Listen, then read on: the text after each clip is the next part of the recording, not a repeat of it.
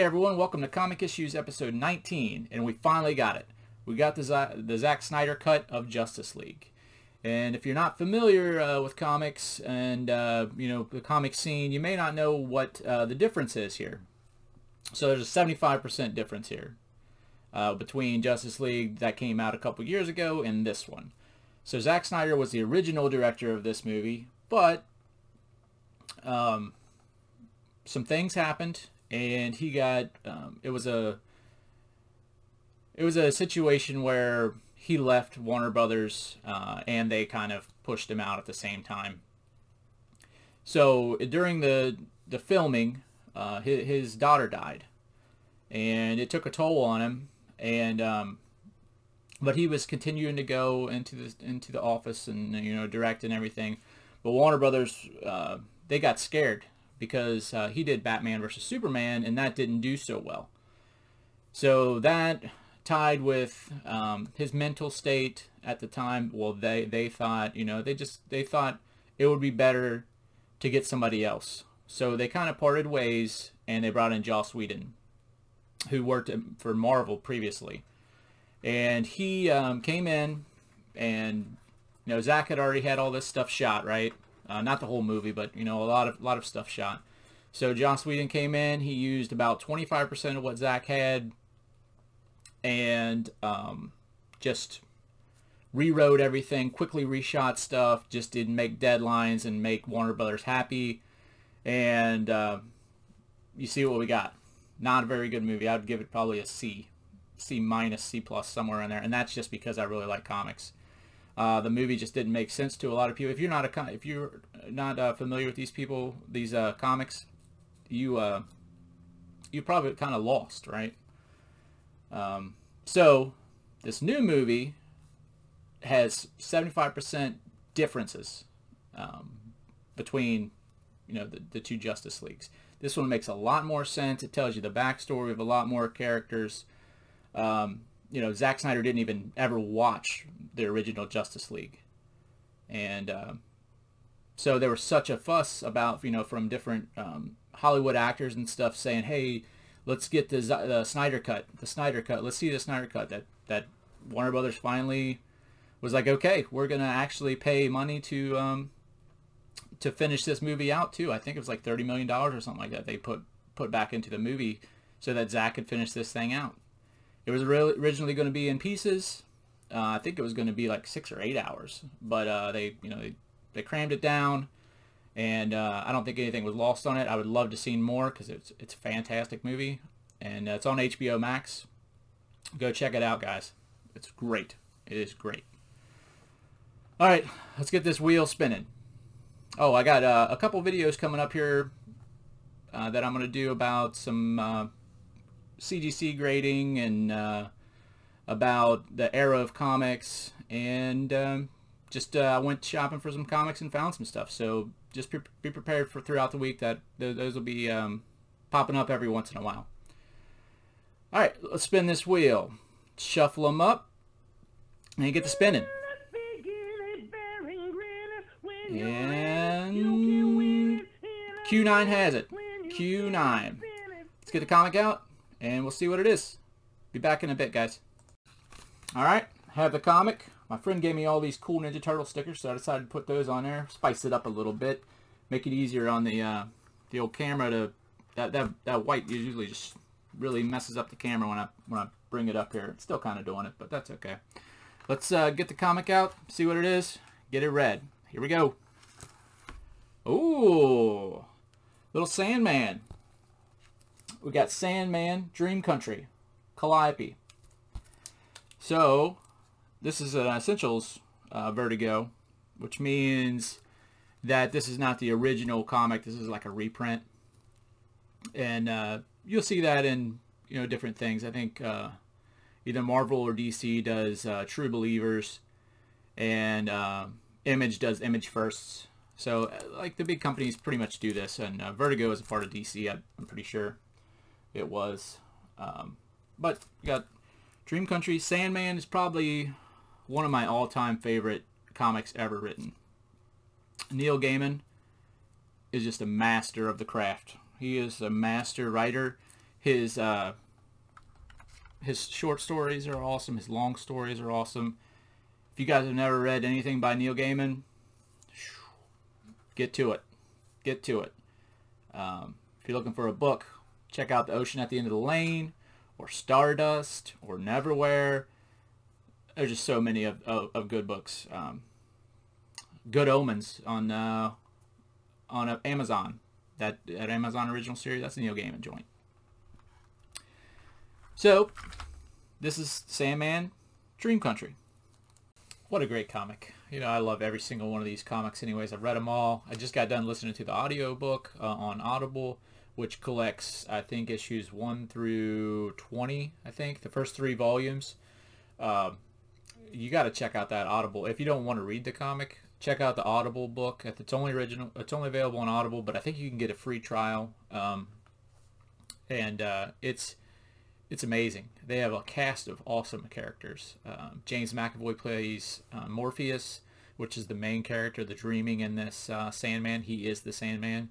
Andy Serkis, the guy that does Golan's voice. Just amazing cast. There's tons of people, and it's Neil Gaiman does the narration. It's a great audiobook. If you don't want to read the comic. The comic's awesome, though. I highly suggest it. Anyways, this is one story from the comic. Usually the way these are, it's like there's an ongoing story arc, and then then there's also little stories within each, in the comic itself. It might go over to 2 or 3 comics, but it's usually one comic tells a story, and then there's an overarching story arc that gets spread across the whole comic line, series. The art is by Kelly Jones, and he's done Batman, Star Wars, Wolverine, Swamp Thing. The art's amazing in it. I already told you what Neil Gaiman's done. He's done tons of stuff, right? Okay, so our story starts 1986. Our main characters are Rick Maddock, and Calliope and Morpheus, but in this one they call him Oneros, and that's the major characters here. So, May 1986, we're starting with Rick Maddock, and he's meeting with this doctor guy, right? Felix Garrison. And Felix Garrison has gotten something for him. He's got him this Bezoar. If you don't know what a Bezoar is, it's super disgusting. People that have this Rapunzel syndrome, where they eat their own hair, it gets just in a ball and trapped with food and everything, and just creates this like stone-like mass in their stomach. So when they die, you can cut that out, and you just got this big, nasty ball of calcified hair, right? So that's what he's giving him here. I don't know why he wants that yet. We'll get to it, though. So the doctor asks him, hey, well, he asked Rick Maddock asked the doctor, well, what do you want me to pay you for this? And he's like, oh, nothing, but can you just sign this book for me? So we know now that Rick Maddock is an author, and they go into, how good this book is. Felix Garrison is a huge fan, loves this book, and it's the Cabaret of Dr. Caligari. So that book, that the title's not very important, but that's his. He's only wrote one book, and it's a great book. So he gets back home, and he gets a call from his publisher, his agent or whatever it is, and they're like, "Hey man, we really, you're behind on your next book. We really need to know when you're going to get it done. How much farther you got to go." And Rick's like, it's almost done. It's almost done. These things just take time. So they hang up the phone, and Rick's like, almost done. Who am I kidding? I haven't even written one word yet. So it then goes to Rick leaving the house, heading across the courtyard, going to this other house where he starts knocking on the door. And they're like, who is it? And he says, this is Rick Maddock, here to see Erasmus Fry. So he's like, I'll be down in 1 minute. And then pops this guy. He opens the door with the chain on it, and he's just looking through. He's like, are you alone? He's like, yeah, I'm alone. Well, come on in. So they come on. He comes in, and he's like, "Okay, Rick's like, I got it." And Erasmus is like, "Oh, great." So they start. They sit down, and Erasmus starts telling him about, you know, why a Bezoar is significant. And in old times, it was considered to be, it cured you, and it was good luck. And they even, you know, Queen Elizabeth even had a Bezoar set in gold with unicorn's horn. And, you know, they would rent these out at an exorbitant rate so people can just keep the Bezoar for a couple days to try to cure their illnesses and stuff like that. It was a poison remedy. And he just keeps going on, and Rick's finally like, "Shut up, man. I don't care. I haven't written anything, and I have a deadline. I need to get this stuff done." He's like, "Do you even know what it's like to have a block?" And Erasmus Fry like, yeah, I do. So I'll put the Bezoar with the rest of them. So I guess this guy's a collector of ancient things like that. And he's like, "Did you bring any clothes?" And Rick's like, "You know, I didn't know I had to bring any clothes." So now I'm like, what's any clothes for? And they start walking, and Erasmus like, I caught her in on Mount Helicon in 1927 in Greece when I was 27 years old, and I'll be 87 next year. So he goes into how he ended up catching this whatever he's caught, and I guess we go up, and he says he's caught Calliope, one of the 7 muses, and he's going to gift her to Rick. So they open the door, and here's Calliope nude in the shadows, and this is a great picture here. It shows stuff without showing stuff, and the darkness is really great. And this is a great title page. You can see here Calliope, and then you know, whoever, all the people who wrote this comic and stuff. So Rick takes a coat and wraps it around Calliope, and Erasmus is like, "Take her away. I don't ever want to see either of you again." So he takes her home, and what's the first thing he does? That's right, he rapes her, because this guy's a little, you know, terrible man. So he's going to enslave her just like Erasmus did. And, you know, Calliope was like, "Erasmus, I thought you were going to let me go after I've helped you for all these years." And no, he just gave her on to Rick to suit his purposes. So after he gets done having his way with her, he goes downstairs and he starts to think, you know, what if she's really not a muse? What if this is just a regular person and I've done something illegal here? And but then he gets this light just clicks on in his head, and he starts having ideas. And he just starts going to town, writing and writing and writing. We go back to Calliope upstairs crying in the bed, and she just crying out for help from the 3 sisters. And you know, they never listen to her. They never come and help. And then, you know, finally they show up, and they're like, "There's nothing we can do for you. You were caught fair and square by the mysteries of the old ways.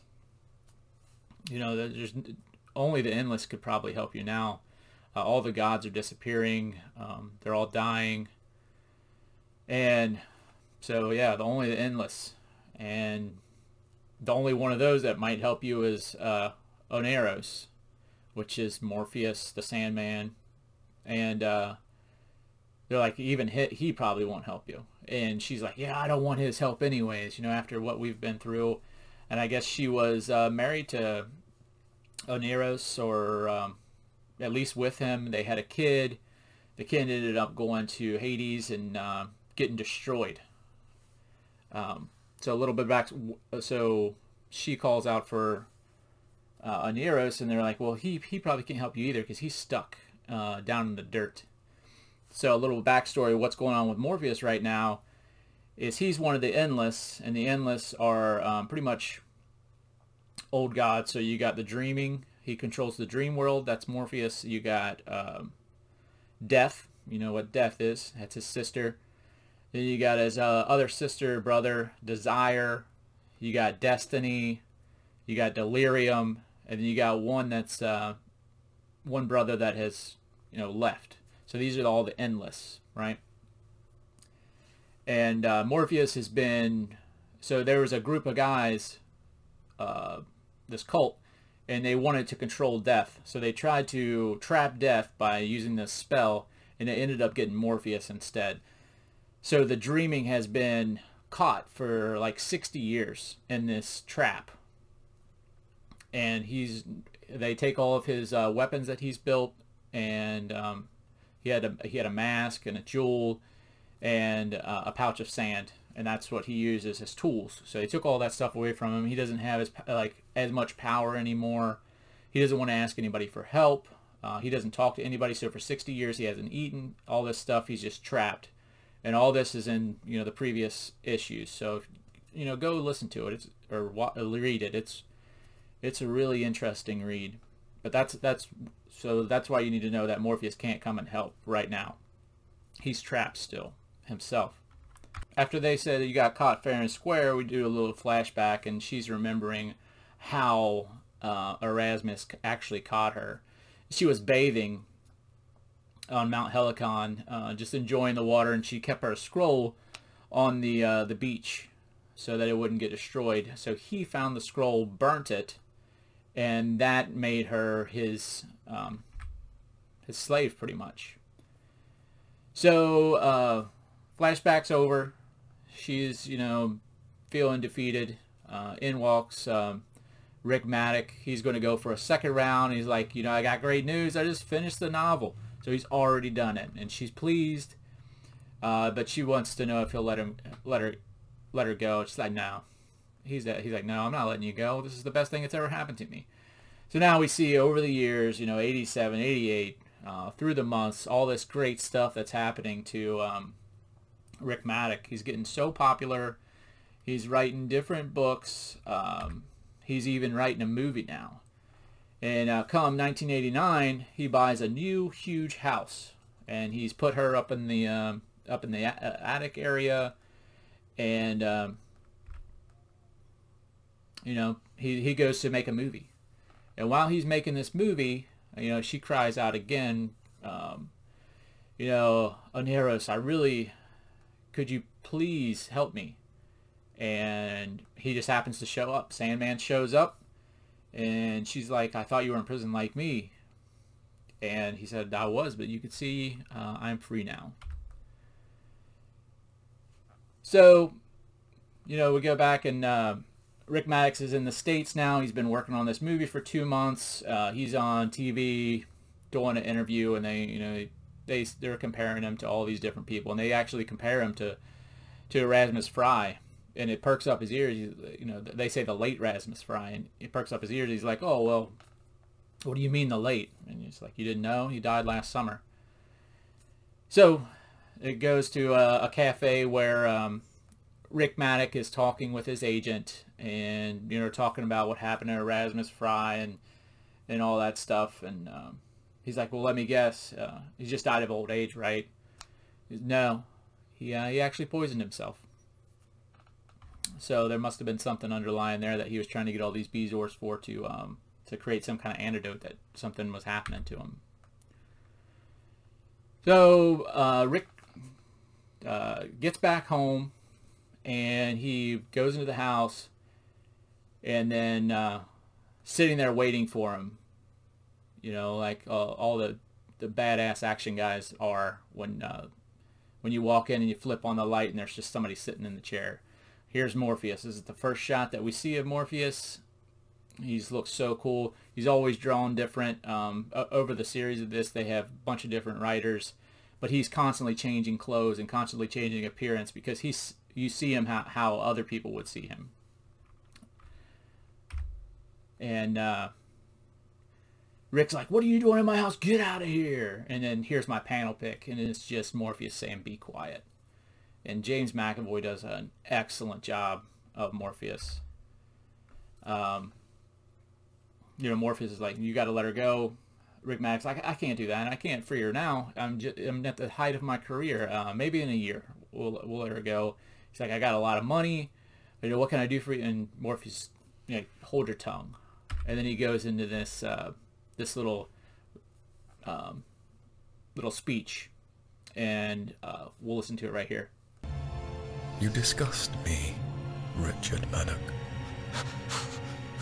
You want ideas? You want dreams? You want stories? Then ideas you will have. Ideas in abundance.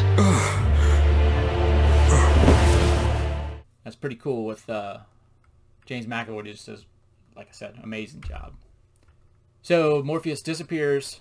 Rick Maddock runs upstairs, starts yelling at Calliope, you know, like, why'd you give me this crazy dream? Because he had just woken up. He thought it was a dream.